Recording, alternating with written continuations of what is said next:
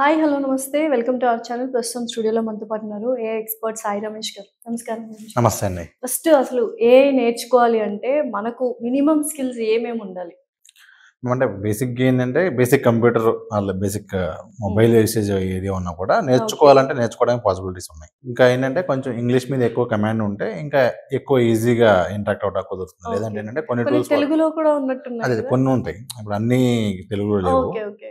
కొన్ని కొన్ని టూల్స్ కొన్ని టూల్స్ తెలుగులో కూడా మనం మాట్లాడటానికి వాటికి హ్మ్. కుదురుతుంది. హ్మ్.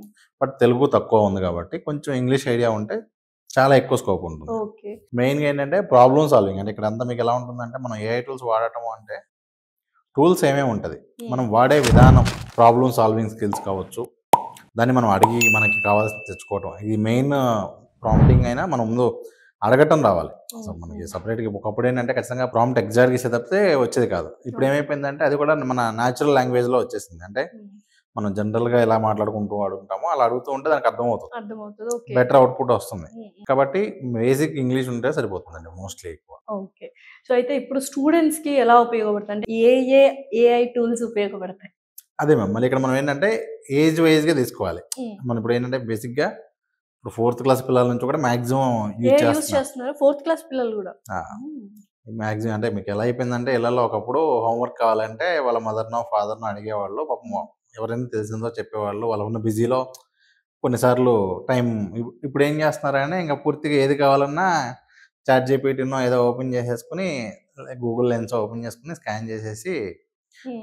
ఏదైనా క్వెషన్ ఉన్నా, డౌట్ ఉన్నా, ఏదున్నా ఆల్రెడీ యూజ్ చేసుకుంటున్నారు. చేసేస్తున్నారు. ఓకే. పిల్లలు ఇప్పుడైతే చాలా స్పీడ్ ఉన్నారు. అంటే హ్మ్. నిజానికేంటంటే, మనం కొంచెం చెప్తే కూడా ఆళ్ళు మాక్సిమం ఇంకా మనం అవును. చెప్పకపోయినా ఆళ్ళు చాలా అడ్వాన్స్‌డ్ ఉంటున్నారు. అవును. ఇక మనం కొంచెం ఐడియా ఇచ్చినా కూడా ఆల్రెడీ ఆల్మోస్ట్ చాలా మంది అంటే నేను చూసిన దానిలో అయితే చాలా మంది ఆల్రెడీ యూజ్ చేస్తున్నారండి ఎఫెక్టివ్‌గా. హ్మ్. అంటే చ ఏ చిన్న డౌట్ ఉన్నా కూడా ఇప్పుడు కామన్‌గా పేరెంట్స్‌కి ఉండేది కామన్ ఏంటంటే సడెన్‌గా వస్తాడు. హ్మ్. భూమి ఎందుకు ఇలాగే తిరుగుతుంది అంటాడు. హ్మ్. ఆ టైంకి మనం ఉన్న సిట్యుయేషనో లేకపోతే చాలా మందికి ఐడియా ఉంటది. కొంతమందికి ఐడియా ఉండదు. చాలా క్వెషన్స్‌కి ఏం ఆన్సర్ చెప్పాలో మనకు తెలీదు. అవును. డెఫినైట్‌లీ. సో, ఇప్పుడేమైపోతుందంటే అలాంటి క్వెషన్స్ ఏదున్నా వాళ్ళు ఇది యూజ్ చేసి ఏదున్నా అడుగుతూ ఉన్నారు. హ్మ్. సో, చాలా వరకు ఏంటంటే ఆ చాలా ఫోర్త్ నుంచి మంది స్టూడెంట్స్ వాడుతున్నారు. స్టూడెంట్స్ వాడకపోయినా కూడా మాక్సిమం పేరెంట్స్ అది యూజ్ చేసి పిల్లలకి హోంవర్క్స్ చేయటం నాలెడ్జ్‌ని కావచ్చు, హోంవర్క్స్ లేకపోతే వాళ్ళకి అర్థమయ్యేలా చెప్పే ప్రయత్నం కావచ్చు, చాలా బాగా యూజ్ చేస్తున్నారండి. ఓకే. ఇది ఓ ఏజ్ గ్రూప్. నెక్స్ట్ ఇంకా మనం హైయర్ సెక్షన్‌కెళ్ళే 10థ్, కొద్దీ కూడా ఇంటర్ వీళ్ళకి. సో, వాళ్ళొచ్చేసరికి ఏంటి అంటే ఇప్పుడు మనకి ఏ క్లాస్ అయినా కూడా మ్యామ్ ఏది తీసుకున్నా కూడా ప్రతి టీచరు కూడా బాగా చెప్తారు మాక్సిమం. హ్మ్. ఇప్పుడు క్లాస్‌లో సేమ్ టీచర్ చెప్పినా కూడా కొంతమంది పిల్లలకేంటంటే ఆ టీచర్ చెప్తే అర్థం కాదు గానీ ఇంకో టీచర్ సేమ్ సబ్జెక్ట్ చెప్తే అర్థమైతది. అవును.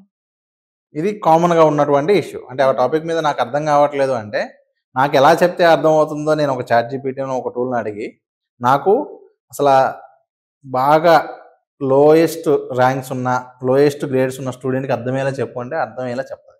హ్మ్. ఇప్పుడు మనకి అర్థమయ్యేలాగా లేకపోతే మనకు ఒక గేమ్‌తో నాకు గేమ్స్ కొంతమందికి గేమ్స్ అంటే బాగా ఇష్టం. హ్మ్.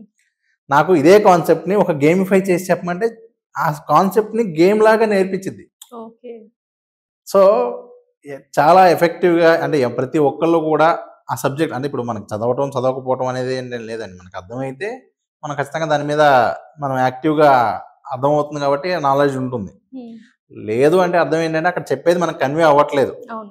సో, ఇప్పుడు దీని ద్వారా ఏమవుతుందంటే చాలామంది పిల్లలు వాళ్ళు టీచర్ చెప్పినప్పుడు కొంచెమే అర్థమైనా కూడా again they are also using. Hmm. నాకు దీన్ని ఒక ఆటలాగా చెప్పు. నాకు 'స్పైడర్ మ్యాన్' అంటే ఇష్టం అంటే 'స్పైడర్ మ్యాన్‌తో' పాటు ఆ స్టోరీ ఎళ్లి దాంతో పాటు ఈ మ్యాథ్సో లేకపోతే ఫిజిక్సో హ్మ్. 'స్పైడర్ మ్యాన్' కాన్సెప్ట్ ఇష్టం. 'స్పైడర్ మ్యాన్‌తోనే' సబ్జెక్ట్ నేర్చుకోవచ్చు. ఓకే. సో, ఇట్లా ఇదున్నాయండి. ఇంక ఇది కాకుండా వాళ్ళు ఒక పవర్ పాయింట్ ప్రెజెంటేషన్ చేయాలి అన్నా, ఇక హోంవర్క్స్ చేయాలి అంటే మాత్రం ఎంత పెద్ద ప్రాబ్లమ్ అయినా జస్ట్ వీళ్ళు ఆ ప్రాబ్లమ్ వరకు ఫోటో తీసి అడిగితే మాక్సిమం చేస్తుంది. చేస్తారనమాట. ప్లస్ నేను ఒక సబ్జెక్ట్ బాగా చదివాను. హ్మ్. నాకు తెలుసు బాగా చదివాను. నాకొచ్చేసింది అని. మనం ఆ సబ్జెక్ట్ మొత్తం ఇచ్చి దానికి ఆ పేపరో లేకపోతే ఆ పీడీఎఫ్ అప్‌లోడ్ చేసి, నన్ను దీనికి సంబంధించిన క్వెషన్స్ అడుగు టీచర్‌లాగా అంటే, అది టీచర్‌లాగా చక్కగా క్వెషన్స్ అడుగుతా ఉంటది. Wow! Super. So, people are already using అండి. ఇవన్నీ గూడా మాక్ ఏంటంటే టెస్ట్‌లలాగా చేసేసుకోవచ్చు వాళ్ళే సెల్ఫ్ మాక్ టెస్ట్ ప్రిపరేషన్. లాగా కూడా కాదు. లైవ్ ఎగ్జాంపుల్ లాగా. అంటే ఇప్పుడు టీచర్ అడిగి ఆన్సర్ చెప్తాను. చెప్పంగానే మళ్ళీ కరెక్ట్ చేసిద్ది. హ్మ్. హ్మ్. నువ్వు చెప్పిన ఆన్సర్‌లు అది తప్పు సరి చేసుకో. ఓహ్! నైస్. అంటే నిజంగా టెక్నాలజీ, ఫోన్ ఎక్కువ సేపు వాడుతున్నారు అనే దానిలో ప్రాపర్‌గా ఇలా వాడేవాళ్ళు చాలా మందున్నారు. ఓకే.